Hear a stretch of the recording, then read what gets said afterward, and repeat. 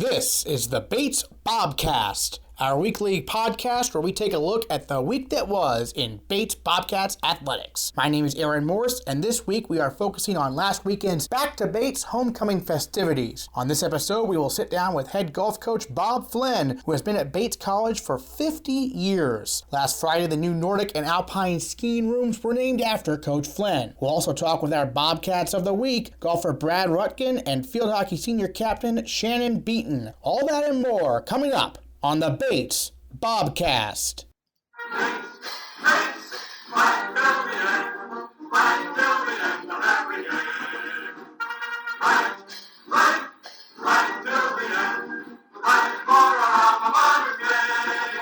The Bates football team suffered a heartbreaking 1-point defeat at the hands of Tufts this past Saturday as the Jumbos prevailed by a final score of 17-16.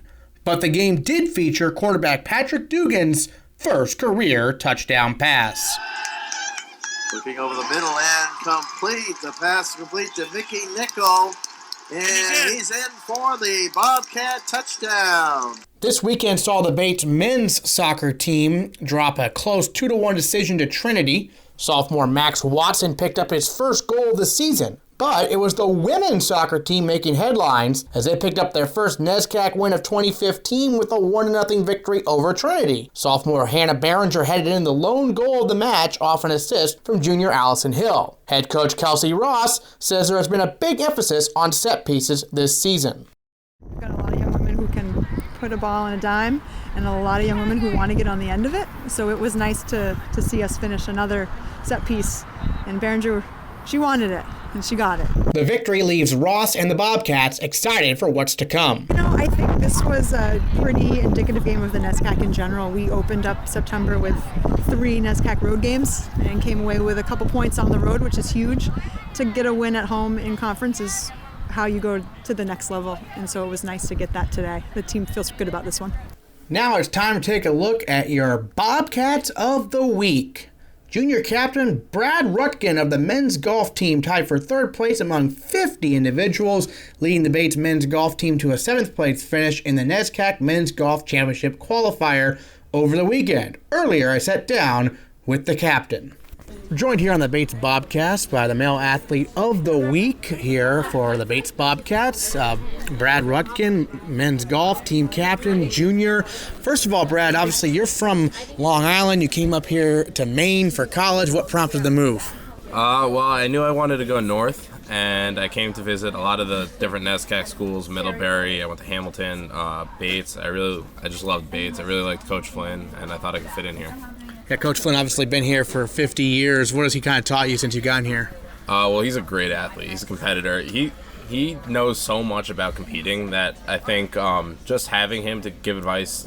He played double-A baseball, for example. He's been in different competitive environments, and that's really allowed me to develop as an athlete. Now, you just finished tied for third at the NESCAC qualifiers, so you're all NESCAC, I believe for the first time in your career. So what does that mean to you? It's definitely been one of my goals since I got here. The first 2 years, I didn't really do as well as I hoped to do in all NESCAC and then NESCACs, but to go all NESCAC is really cool. Now, as a team captain, what are some of your responsibilities? Well, first off is I want to make sure that everyone's improving every week in practice. We've tried to get everyone to announce what they're working on. That way we could see guys when they're hitting different shots. So if I'm working on chip shots and I'm not practicing as well as I should, guys will call me out on it.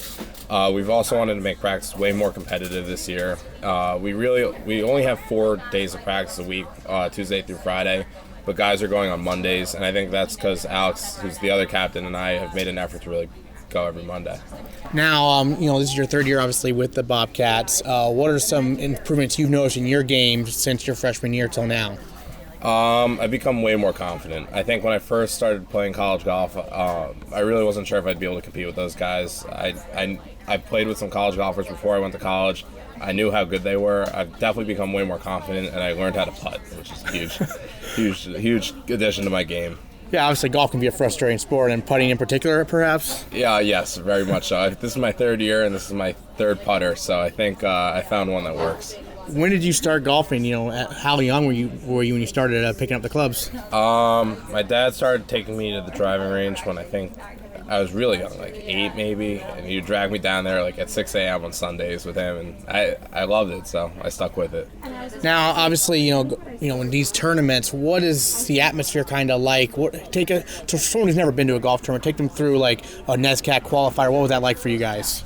Well, first off, it's kind of tough to sleep in a different room each weekend. We're in hotels a lot. That's something you got to get used to. Also, it's definitely it's a little nerve-wracking. You get there, everyone wants to beat everyone else. Each week it could be 5 different guys going depending on who's playing well. So you get there early. You try and find a time to warm up. Sometimes. So, for example, I was the 5th guy to go out this week. That means I warmed up like 2 hours before I actually got to play. So you got to find ways to stay loose and keep the competitive edge going. You mentioned the putting. You're on your 3rd different putter, but what are some like practice strategies you've used, maybe working with Coach Flynn on improving that aspect of your game? Coach Flynn helped me out with a couple of things with the stance. He had me bending my knees a little bit more. And really, I spent all summer practicing whenever I get a chance, and I found I got one idea in my head, and one after another kind of found something that worked for me. Now, Coach Flynn coaches both the men's and the women's golf team. How much interaction is there between the two teams? There's a lot of interaction. We know them really well. We usually keep track of how they're doing. When they have a good tournament, we text them, same thing with us.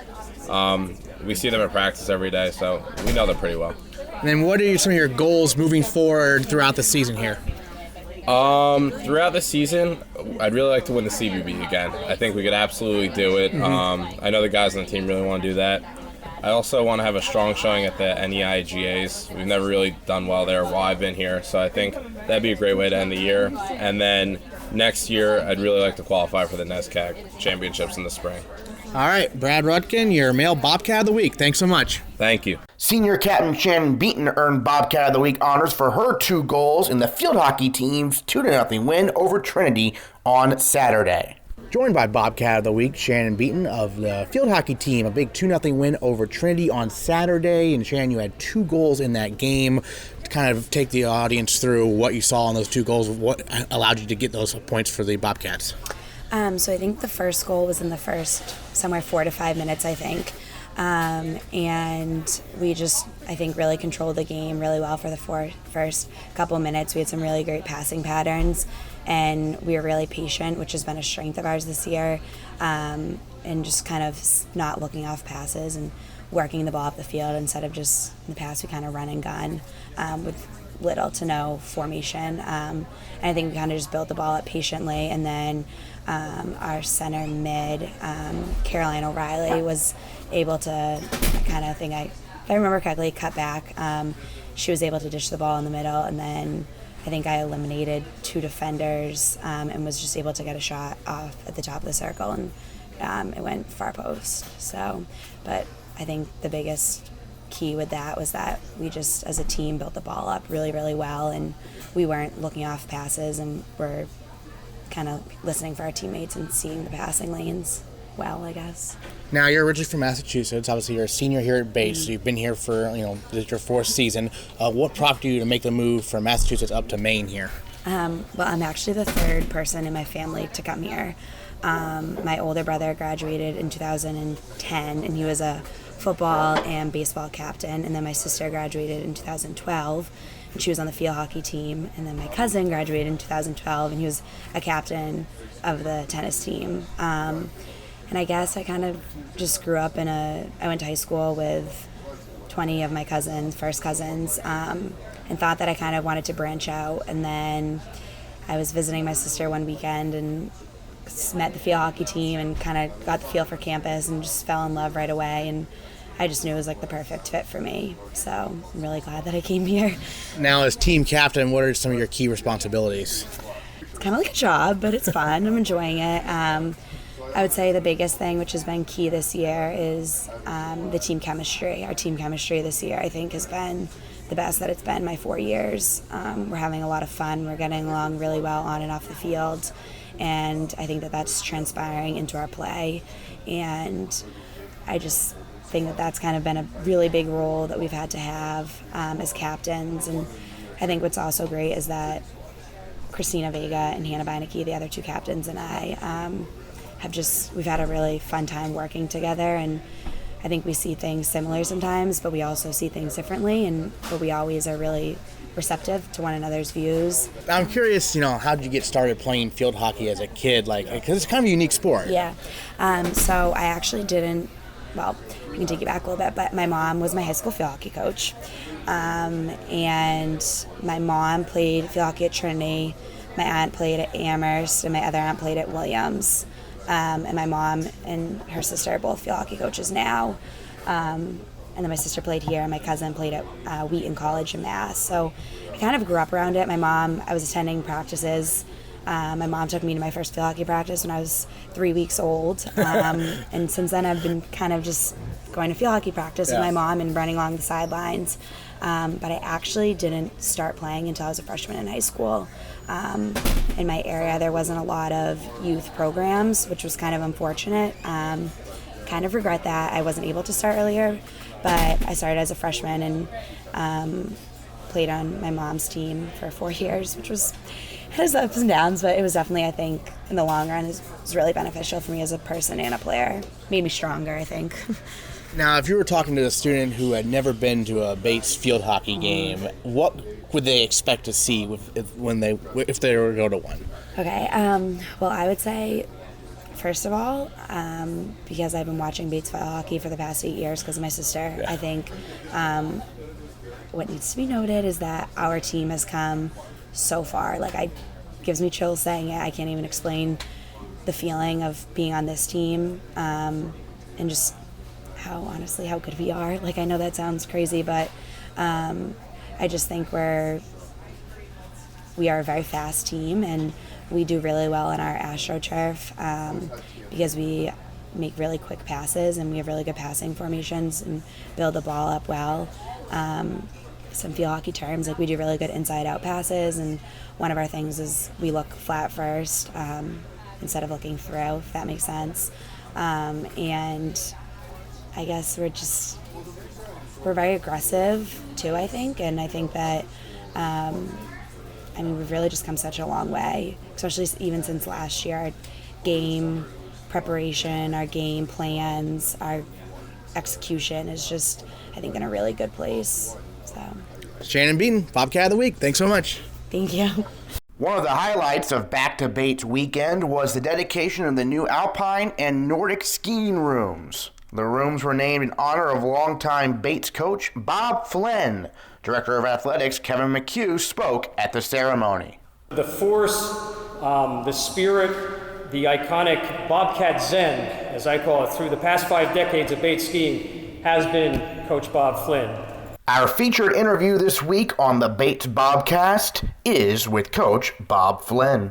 Joined here on the Bates Bobcast by head coach of the golf team, assistant coach for Nordic Skiing, Bob Flynn. You've been here, this is your 50th year now with Bates. You did not go here for undergrad though, so what has prompted you, I guess, to stick around Bates College for 50 years and helping out in terms of loyalty and whatnot? What makes Bates so special of a place? I really, right from the very beginning, enjoyed the students that were, matriculating here at Bates. And it was really a lot of fun for me to be a part of Bates. We have family that had gone to Bates and graduated. So Bates was not new to me. I grew up in Lewiston. I knew Bates from an athletic point of view because we always, when we had opportunities, came over here from where we lived and watched them compete in athletics. So, I kind of grew up in this area and got to know Bates that way. Yeah, and the skiing program obviously has developed over the years. They talked about it there at the ceremony. What are the biggest changes and developments you've seen over the past few decades there in the skiing program?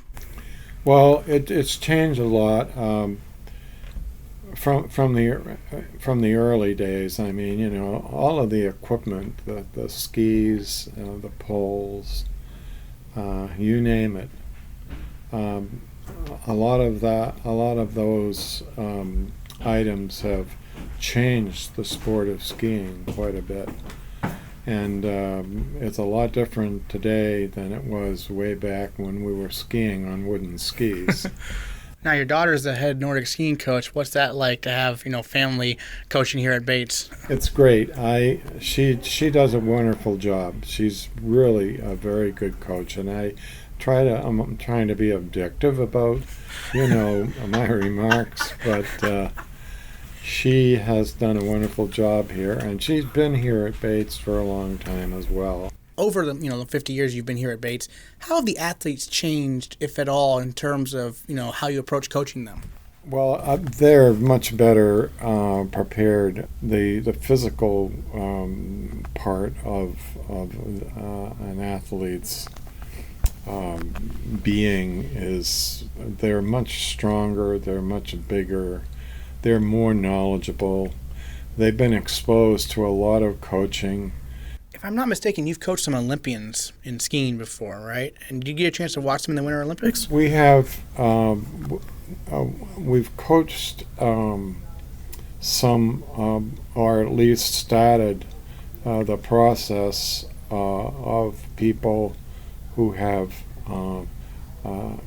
after graduation, continued the sport of skiing, cross-country skiing. Nancy Ingersoll Fiddler is a good example of that. She was in 2 Olympics, and she was a 14-time national champion here in the U.S. I mean, she's just been amazing, and so that's one example. And I know that Becky has had a couple of people who have skied at the highest level. And I mean by that, have had an Olympic experience. Now, I got to ask you about the golf team, since you are currently the head coach of both golf teams. Give us an update. Obviously, Brad Rutkin has been a star so far for the men's team, right? He's really wonderful. He's a very hard worker. He's playing extremely well right now. He was an all-state competitor when we had the state championship a few weeks ago. We're really excited about his performance, and we're hoping that it continues. He's a junior this year, one of the co-captains of the team, and he's been good all along, but all of a sudden he's even better, and that's nice to see. What you like to see is somebody who does, improve to the point where they have a very positive impact on the program and on the rest of the team.